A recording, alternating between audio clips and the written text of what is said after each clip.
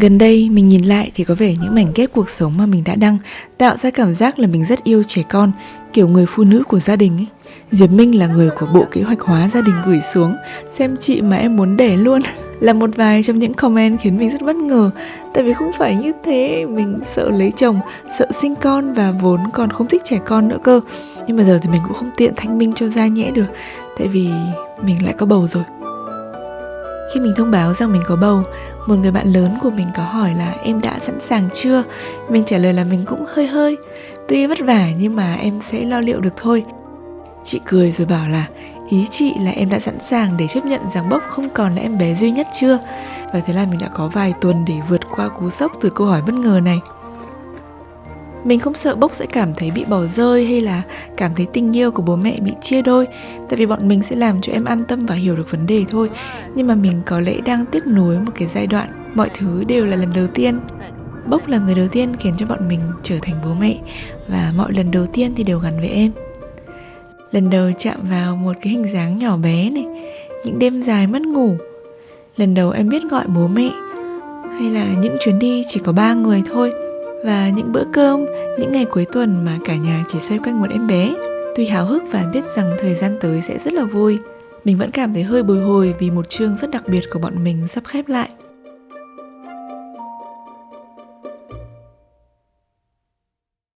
Quả bị nổ ở đây này.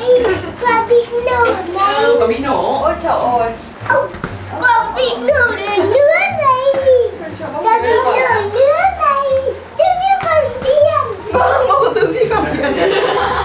Em Bốc năm nay đã lên 3 tuổi rồi, và ở thời điểm mình xong trước video này thì khéo em còn sắp lên 4.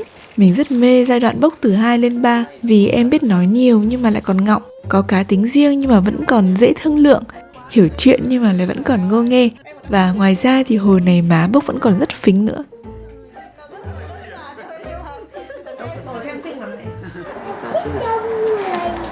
Thích đông người á?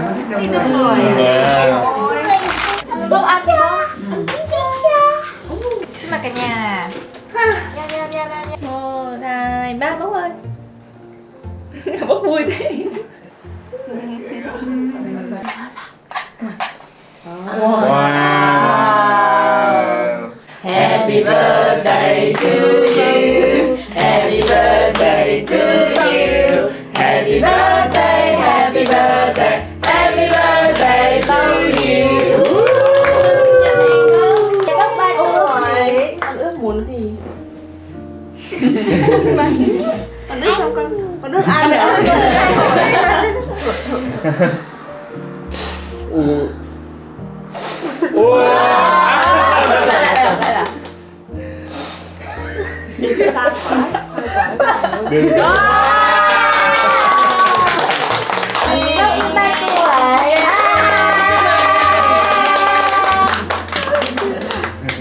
Sướng thế. Lúc mấy tuổi rồi? 3 tuổi. 3 tuổi.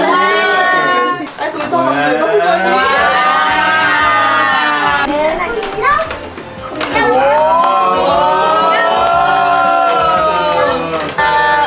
Cậu yêu chị. Qua mạch rồi. Không, người thân thích chơi cả này. Em đến rồi. Đúng rồi, chơi cùng nó coi ơi.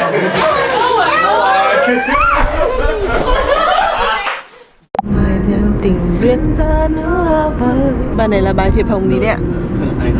Không trái tim. Wow. Thế thì bên trên xây chưa xong. Bốc nghĩ sao con? Có nghĩ xây nhà là phải xây từ trên xuống hay xây từ dưới lên? Từ trên xuống. Yeah.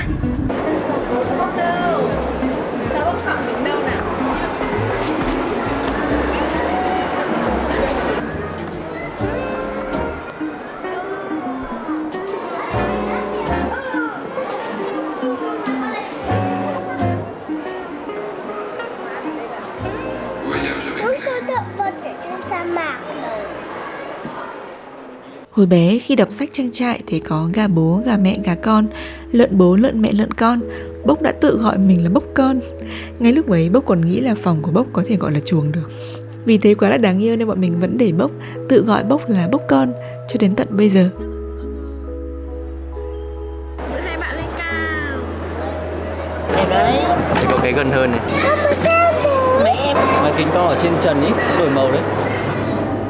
Nuôi con đến tầm 2-3 tuổi, một ngày mình bỗng để ý là mình cũng khá thuộc về tự nhiên khi làm mẹ. Mình thấy mình thích sự quấn quýt bám dính con, kiểu gần gũi bản năng như những loài động vật. Mấy mẹ đời ơi không biết là có ngạc nhiên không nếu chúng biết khi con người sinh con ra rồi lại gửi con vào nhà trẻ từ sớm, đến tối mới gặp vài tiếng. Mình ở thời điểm hiện tại thì cũng không khá hơn mẹ đời ơi là bao.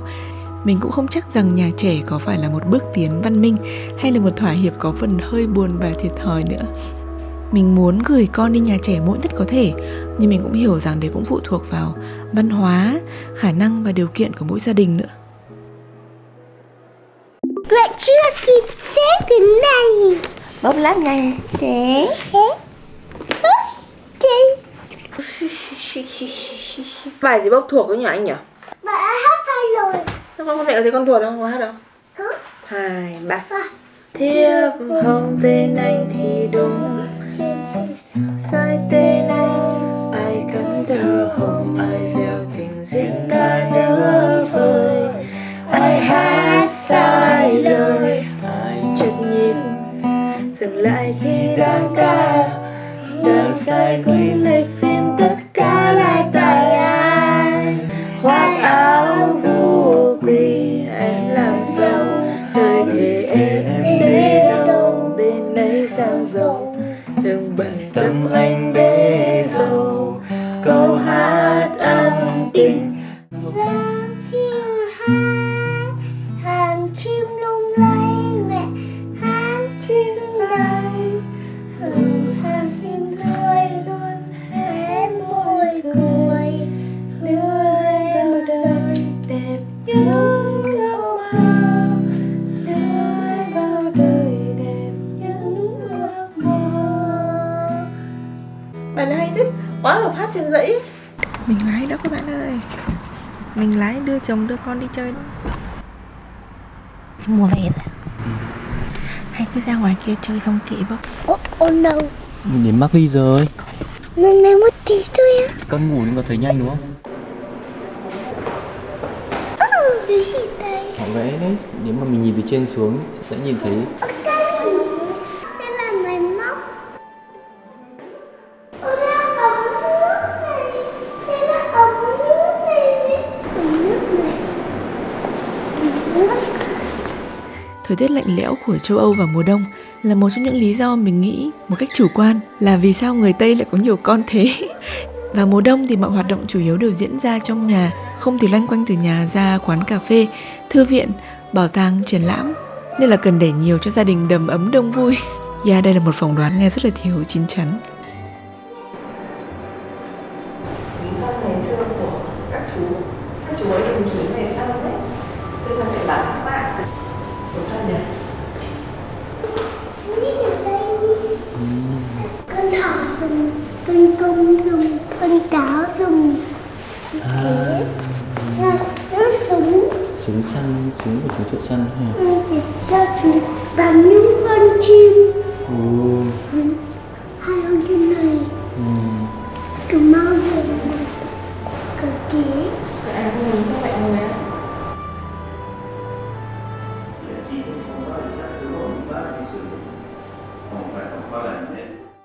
Mình thấy xìu xìu. Tháng sau thì mình sẽ phải gọi là gì nhỉ? Check xem là mình có bị tiểu đường thai kỳ hay không. Hồi mình chờ bóc thì mình đã bị tiểu đường thai kỳ rồi. Khi mình vẫn ăn theo chế độ ban đầu là mình ăn rau rồi ăn thịt rồi mình ăn một xíu cơm mực cuối để mà cảm giác cho nó ngon miệng hơn, tại vì nhiều món nó được làm để ăn cùng với cả cơm ấy. Bạn dạy mọi người rửa tay sạch đi. Đầu tiên là vẽ tay, rồi Cái này sao đây là từng ngón tay. Trời ơi sạch quá. Ngón cái, đúng rồi, mu bàn tay. Sau đấy là gì nữa nhỉ? Bình nước. Sau đấy là bình nước là ok. Tôi có bầu mà tôi còn đi vệ sinh ít hơn 2 bố con. Có phải là ít uống nước không? Đúng. Cái bị đáng yêu ấy.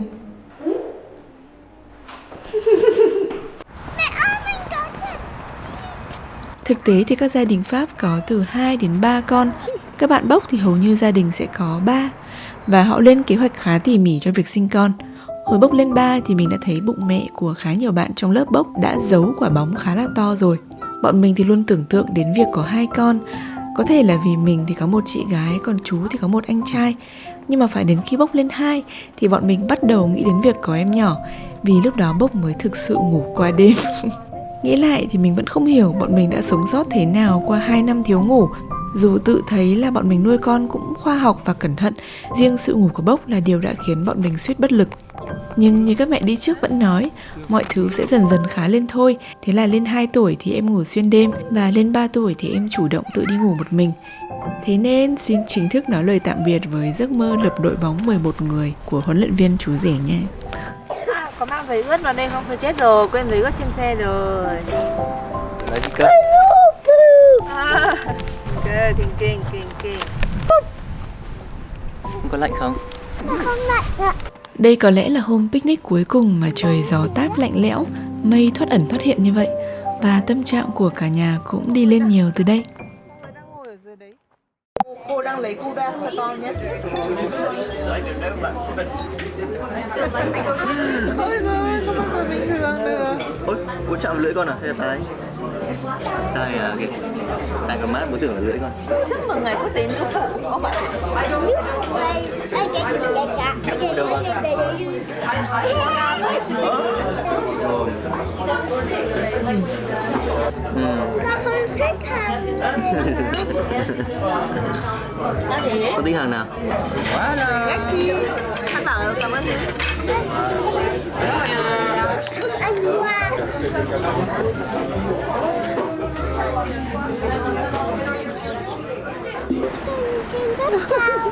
Bố ơi con nặng rồi. Mình không phải là một người quá thích hay là am hiểu về các loại hoa, nhưng từ hồi có bốc, những guồng quay đều đặn như là đi chợ, đi đón con, đưa con đi chơi qua các góc quen trong thành phố cũng khiến mình nhớ thêm nhiều điều về các loài hoa. Như là đầu xuân thì đường từ ga về sẽ có hoa tulip, sau đó sân chơi gần bờ sông sẽ có một đường hoa anh đào mọc lên, rồi mái nhà hàng xóm vào cuối xuân thường sẽ dợp hoa tử đằng. Và tháng 3 thì sẽ rơi vào đợt có hoa mộc lan. Năm nay thì đúng vào đợt mùng 8 tháng 3 luôn. Thế là ăn mừng ở nhà hàng xong thì thay vì mẹ có bó hoa, cả nhà cùng đi ngắm hoa luôn. Thời tiết đã đến lúc mà mọi người có thể đi ra ngoài tập các môn thể thao khác nhau, bóng rổ, bóng chuyền, bóng đá thì từ lâu vui quá. Năm nay mùa xuân đến kiểu sớm ấy, đã lạ. Thì hôm nay mình đã thấy hoa đào rơi ở ngoài đường rụng đủ các kiểu rồi, và hoa mộc lan thì cũng nở cùng lúc hoa đào luôn. Có vẻ như từ hồi mình nhỏ xíu đến giờ, dù ở đâu thì cũng sẽ ở gần một cái hồ hoặc là một con sông nào đó. Công viên gần bờ sông này là nơi yêu thích của cả gia đình. Cả nhà thường loanh quanh ở đây vào mỗi buổi chiều trời đẹp. Có đợt mình cứ áy náy vì công việc hoặc là vì sức khỏe không cho phép để đưa Bốc đi du lịch suốt. Nhưng mà nhìn lại thì Bốc cũng không đòi hỏi đi chơi xa hay là đi chỗ mới quá nhiều. Em thích nhất là khi bố mẹ chú tâm dành thời gian chơi cùng mình cơ. Nói vậy mới thấy là làm trẻ con vui cũng không khó đến thế. Yêu thế. Con cao hơn bố mẹ. Ôi, cao nhất đây. Rồi đâu mà bay mà. Sao mà bay chắc cho bay ở trên trời. Màu đỏ với cả màu xanh là trời và xanh là cây. Màu này là màu gì? Màu da cam đậm. Da cam đậm. Hôm nay màu sắc chưa? Vậy rồi nhé.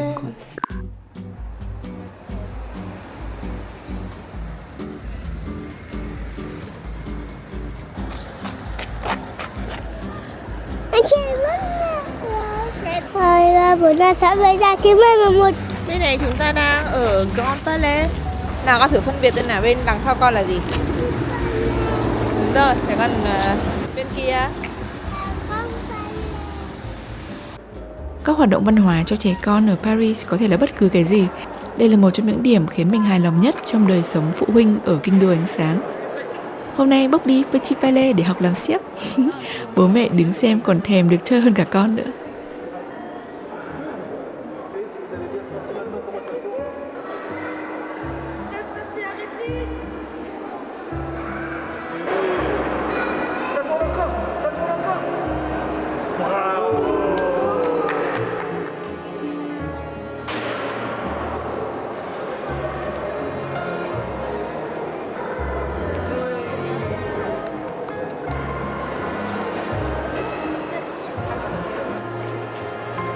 Đôi khi mình cảm thấy là bọn mình may mắn vì có bốc thích những hoạt động mà bọn mình thích.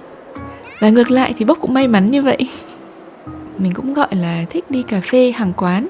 Nhưng mà nếu đi với bốc thì em sẽ không thể ngồi lâu được ở những nơi này.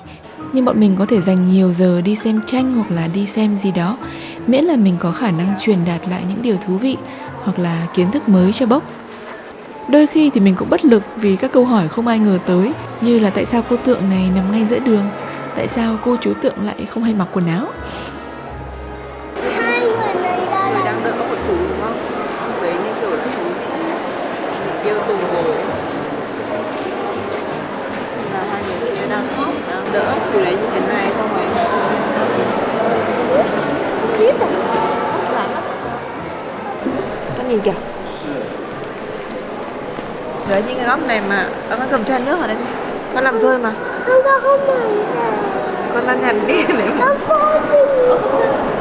nhưng mà vô tình làm rơi thì mình vẫn nên nhặt chứ. Sao lại có nhiều người đã bị chết tại vì sao? Thì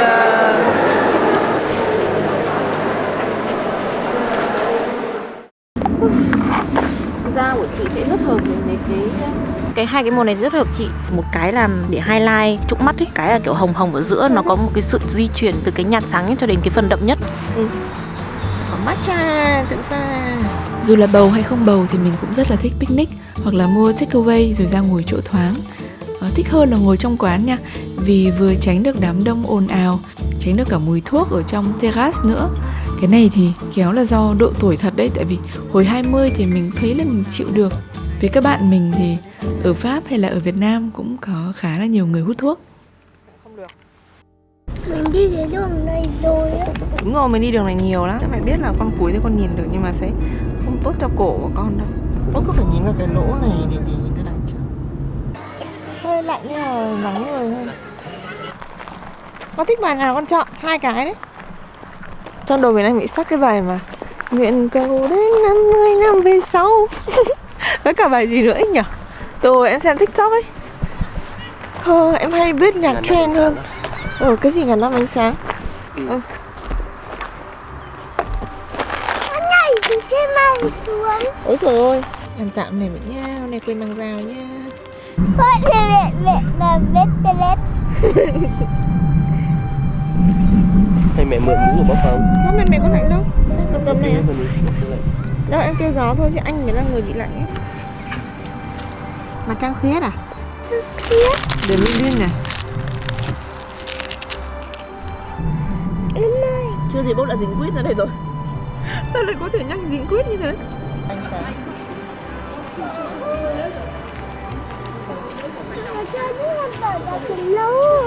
Bốc rất thích chơi cát. Mỗi lần đi ra căn chơi này đống cát ở giữa là lúc nào chơi và chơi dù lạnh dù nóng như nào. Con cứ ngồi xuống đi bốc không sao đâu. Ngồi xuống mẹ giặt đồ cho. Trai ngoan nhất thế giới. Rồi bốc. Nên thôi con cứ ngồi xuống nhá. Nãy giờ anh để con ngồi sổ mà không nhắc à. Không để ý. Giận vào tay. Úi dồi. Nó không bị vào tay. Nó sẽ...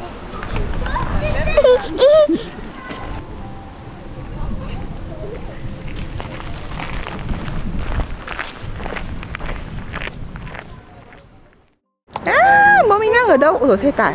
Sông xe. Bây giờ sẽ đi ăn phở ở đằng này em nhỉ? Đúng không? Đi thẳng đây, xong rồi dãy. Trước đấy là bọn mình vừa mới ghé qua gian hàng của Cocoon.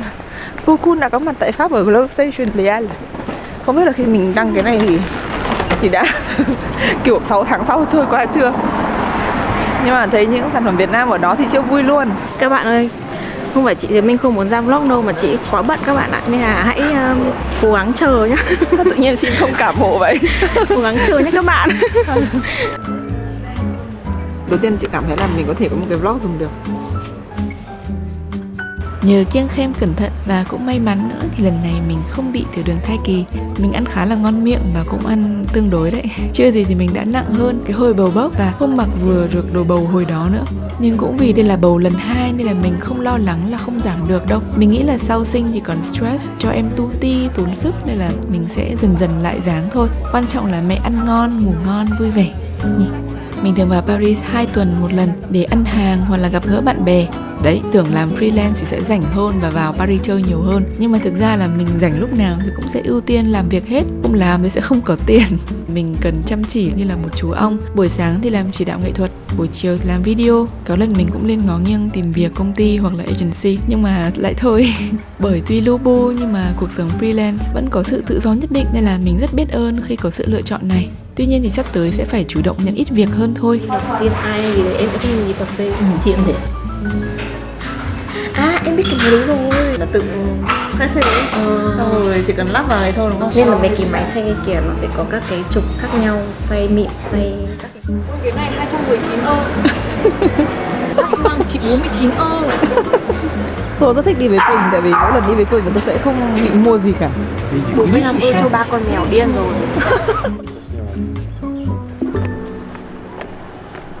Về đến ca thì mình đã mệt ơi là mệt rồi. Tầm này mà quay lại văn phòng đi làm thì mình sẽ không thể nào handle được, vừa đi làm vừa vác bụng mà lại còn ở đây 8 tiếng. Trời ơi, tôi đã quá quen với đời sống freelance rồi sao. Người chồng đã đón tôi. Có chồng thật là có ích. Rất là recommend mọi người lấy chồng.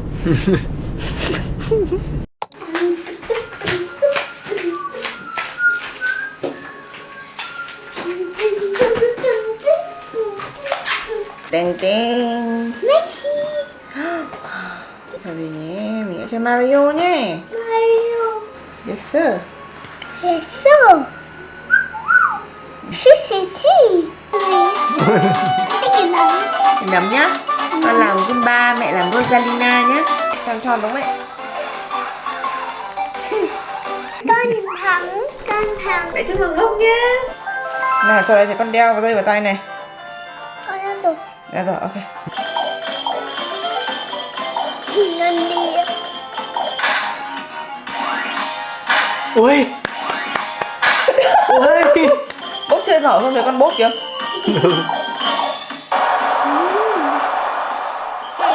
Rosalina.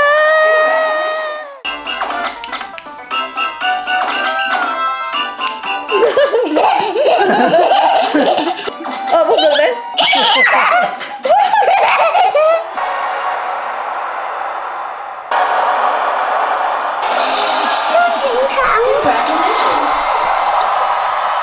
Yeah. Tuyệt đối nhớ là không cho tay lên miệng nhá. Tại vì bên đây không được nhúng xuống sông. Chỗ đây có rất nhiều vi khuẩn, có phân vịt rồi có các cái vi khuẩn nhá. Cho con kiến lên ba lô. Sao bố ăn? Cho bố ăn á. Nhưng mà tôi thế thì không vệ sinh lắm. Con ăn xong đi, xong đến lượt bố nhá. Cảm ơn Bốc đã chia sẻ nhé. Cái chỗ này giống ở Lyon mình vào nhỉ? Ui, các bạn xuống sông nhá, xuống hồ nhá. Lạnh rồi, sụt xịt rồi. Em ổn ạ.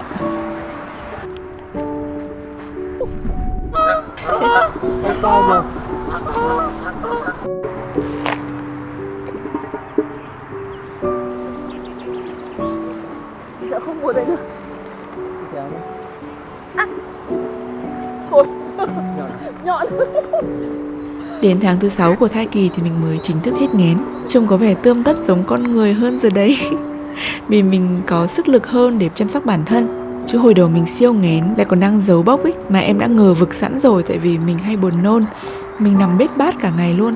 Đã vậy còn hay nhổ nước bọt vào trong một cái cốc, tại vì mình không thể nuốt nước bọt được.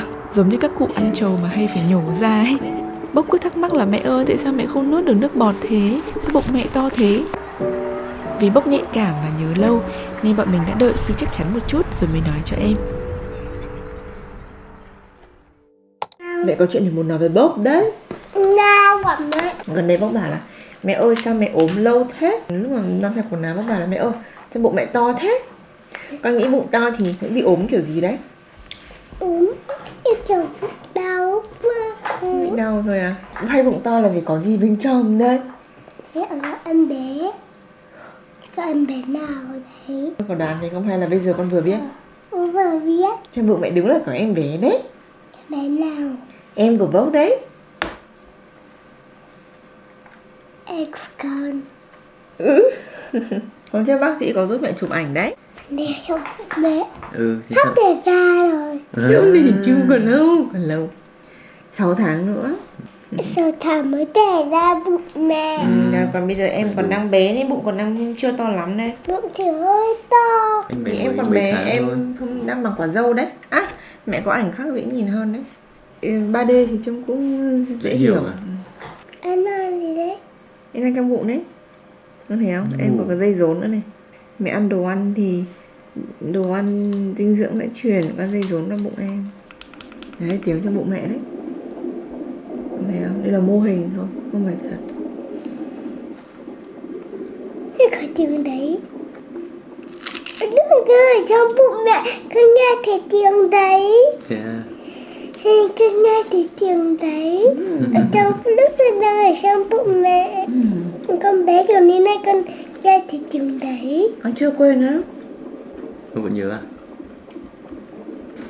Ôi giời, xem chuyển động. Hả? Đang chui. Chiều em cười này. Con ngủ rồi. Bốc hứa là phải ngủ để còn vào dạp xiếc không bị buồn ngủ. Mình thì buồn ngủ như dạo này. Kiểu Bốc thích quay từ đằng trước rồi nên thỉnh thoảng tay mình phải giữ cái đầu Bốc. Trời ơi, Bốc thế này khi còn giữ. Không biết là người ta có bán cái dụng cụ gì để mà băng cái giữ cái đầu vào cái ghế thế này không nhỉ? Mọi người, thực ra ở ngoài mình phù nề lắm rồi. Cái phần nọng nhất cái thứ chụp ảnh là toàn phải thế này. Mình di chuyển kiểu này này. Nên bây giờ mình sẽ không đặt máy xuống đất nữa. Mình chỉ cầm, chú đang bận chạy theo Bốc thì sẽ không thể nào đi cầm máy cho mình được nữa.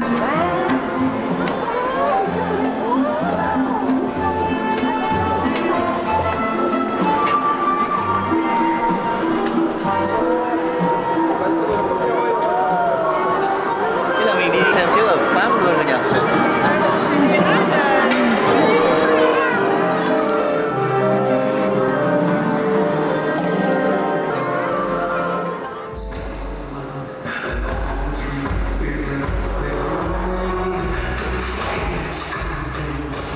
Xem xiết là mình nhớ đến phim về ông Barnum, The Greatest Showman.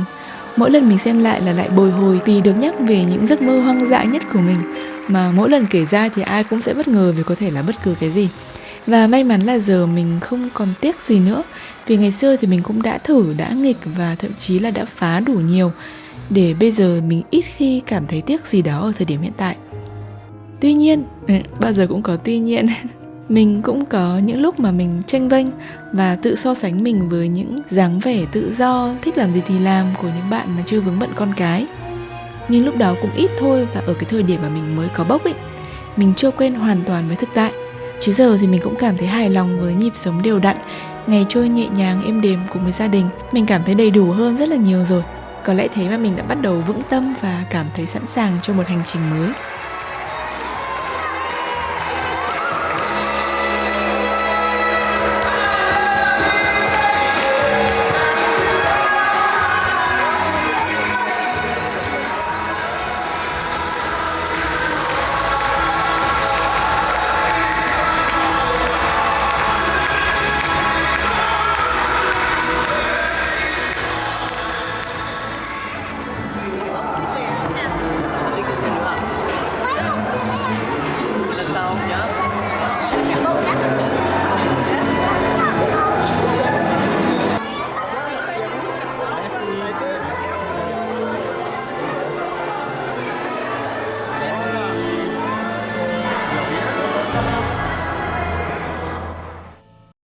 Có thích để mình khi thèm bố xong rồi mình ăn trưa với bố không? Hả? Sao bố bất ngờ lắm. Thì bình thường con thích ăn với bố mà. Con đi Tết bà bầu đấy. Con đi Tết gì đấy? Sao? Con to hơn mẹ thì cho mẹ tự vào đây nhé.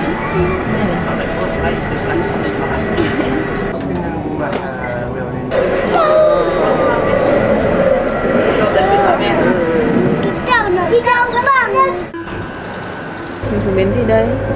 Mong Sủ. Dạ. Nó nhìn thấy cửa nó thấy mở bên này.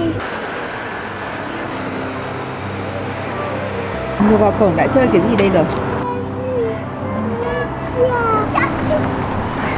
Chúng tôi đã nhìn thấy thứ mà bốc vô cùng yêu thích, đó là vòng quay ngựa bố. Vòng quay ngựa bố chưa? Ok, đi 2 vòng thôi nhá. Đi nhiều thì cũng đâu có chơi được công viên, đúng không ạ? Mẹ có trà dâu, bốc còn nước lọc thôi à? Hôm nay con chơi 2 lượt, mấy hôm nữa mình chơi tiếp, được không?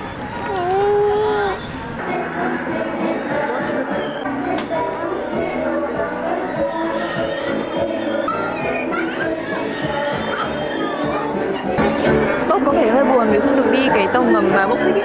Nhưng cái tàu ngầm nó kiểu hình như bạn nào cũng thích cho nên là lên siêu đông luôn. Nên là Bốc ngồi hiêu cả cổ nhưng mặt cứ hững hờ. Các bạn xuống không? Đợi một tí là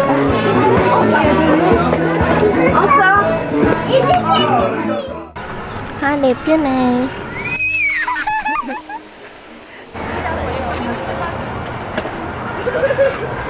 Bán chân lên. Đấy.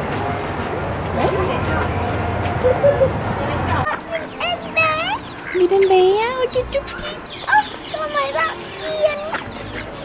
Ngày xưa thì mình cực kỳ sợ có con. Mình vốn không thích trẻ con nói chung nữa kìa.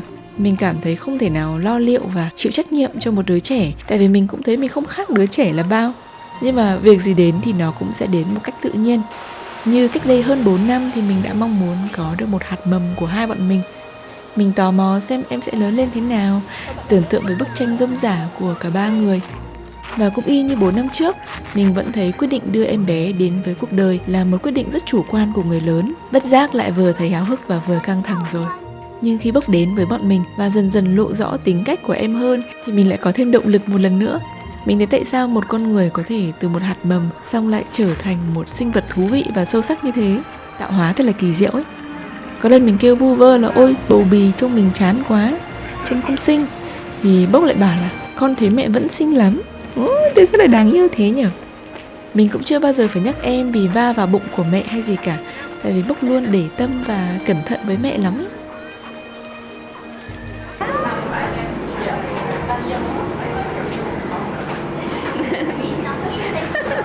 Anh Bốc cứ ăn thôi.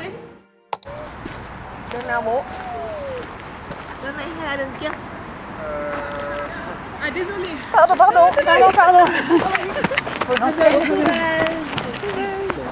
Mỗi lần xem lại các thước phim cũ, mình thấy rõ sự thay đổi của mình, của chú và của Bốc. Những điểm khác biệt mình thấy cũng dễ nhận ra. Có thể cũng vì vẫn là những nơi đó và những hoạt động cũng vẫn vậy. Tuy đôi lúc chúng mình có vẻ thành thạo và biết lo toan hơn, nhưng mình vẫn thấy mình ngố y như cô gái 20 mấy tuổi đi du học năm nào. Chỉ là ít năng lượng hơn thôi. Khả năng là 10 đến 20 năm nữa mình vẫn thấy như vậy. Kiểu mình trở thành một bà lão nhưng mà mình vẫn thấy mình lơ ngớ và ngộ nghĩnh. Đi đấy. Bố em này xinh không?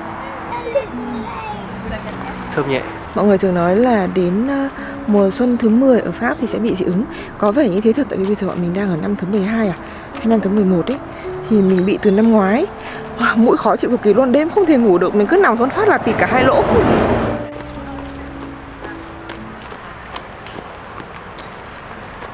Bước chân một cười thế.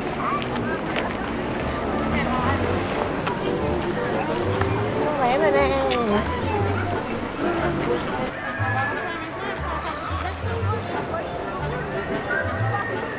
Chào cô bên sỏi.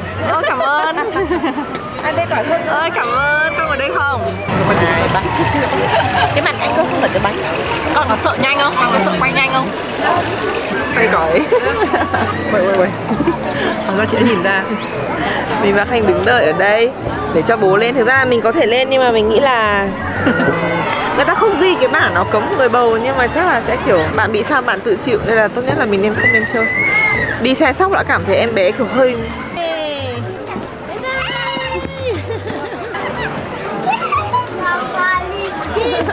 có sợ không anh ơi? Có Khanh đứng đợi. Chưa. Bố sợ. Ôi, đâu?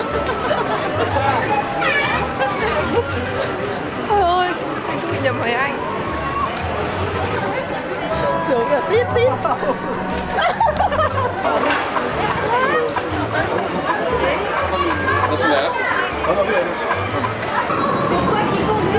có khi chơi kiểu gì anh ạ? Cái gì ạ? Chị muốn lên trò này nhưng mà chị sẽ kiểu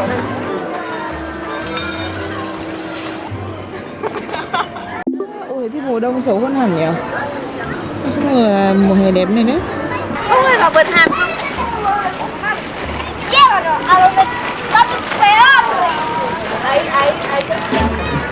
안녕하세요. 안녕히 가십시오. 나는 베트남 사람이에요. 이거요?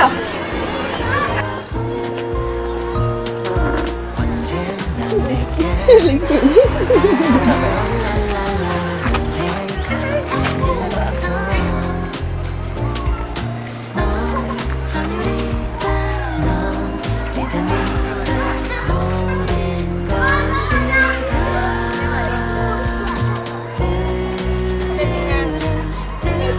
Ôi bà bầu Từ Thái Lan đến Hàn Quốc. làm bạn Hàn Quốc à? Chẳng phải làm bạn một tí á.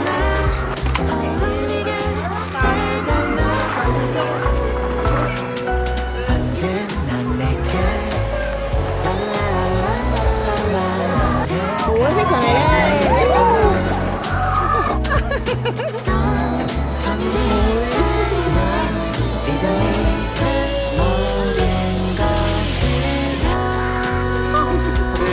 Để mình giới thiệu cho mọi người bim bim có vị mùi tàu. Chị siêu thèm mì. Kêu cọ. Con kêu lại xem nó có hiểu gì không? Có một con ở kia nữa. Ôi con này to thế. Bố ơi, bố đóng hết cửa rồi kìa bố. Bóng luôn.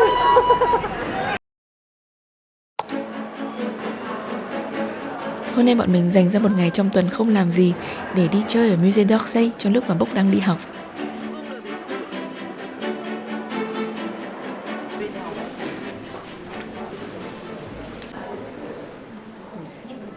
Giai đoạn thay đổi và nhịp sống của phụ huynh khiến cho bọn mình đôi khi quên hẳn con người ngày xưa.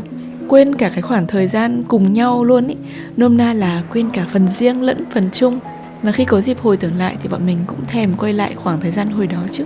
Hồi Diệp Minh và Đức Dũng đi hẹn hò thành thơ như này này. Mình nghĩ là cũng dễ hiểu thôi khi chúng ta cho rằng nếu có con rồi thì mình sẽ không thể làm A, làm B được nữa. Nhưng mà liệu lúc này, ở thực tại bây giờ này, cho mình làm A, làm B thì mình còn cảm thấy như trước nữa hay không? Có thể là có mà cũng có thể là không. Như buổi hẹn hò hôm nay của bọn mình vẫn vui nhưng mà lại xen kẽ những khoảnh khắc nhớ Bốc và mong dẫn Bốc quay lại để xem. 2 tuần sau thì bọn mình quay lại đây với Bốc thật. Mình nghĩ một trong những điều thú vị nhất của việc làm cha mẹ đó là mình có vẻ vẫn vậy nhưng mà mình không thực sự quay lại được con người của ngày xưa nữa. Không hẳn là vì mình mất đi phần nào hay là do mình thay đổi quá nhiều. Mình nghĩ đơn giản là trong mình đã có thêm một phần rất là lớn thuộc về gia đình ý. Ôi xến quá, cứu. Mình đi đâu cũng hay mong về nhà với biến số Bốc. Và giờ lại còn tò mò về tương lai vì biến số mới sắp xuất hiện trong phương trình mở khó lường này.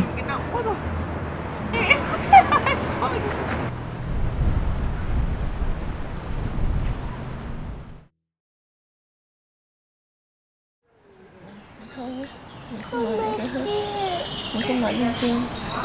Con còn biết không, mẹ nghĩ là con không ngủ là con bị mệt đấy. Mình không nhớ đã xem lại video bọn mình có bầu tập 1 bao nhiêu lần trước khi hoàn thiện video số 2 này. Mỗi lần có những thay đổi lớn trong cuộc sống là mình lại ôi giời ơi có còn lên được video YouTube nữa hay không. Nhưng mà thấm thoát thì cũng gần 1 thập kỷ trôi qua rồi. Mình xuất hiện một cách thoi thóp và giờ thì vẫn còn thoát ẩn thoát hiện hơn những ngày đầu tiên nữa.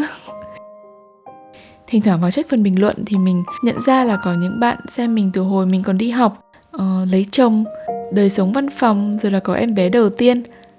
Các bạn xem kênh thì cũng đã từ học sinh, sinh viên trở thành người đi làm hoặc là cũng có gia đình rồi. Dù bọn mình có từng chung một giai đoạn hay không và dù mình còn xuất hiện nhiều nữa hay không thì mình vẫn luôn thấy rất là vui vì có sự đồng hành của mọi người. Mình cảm ơn mọi người đã ghé qua và chia sẻ của mình nhiều giai đoạn trong suốt những năm qua. Và mình chúc những chặng tiếp theo của mọi người, dù có những thay đổi lớn hay không, hay là cứ thế thôi, thì cũng vẫn giữ được những nét yên bình và có nhiều niềm vui trong cuộc sống nhé. Bye bye.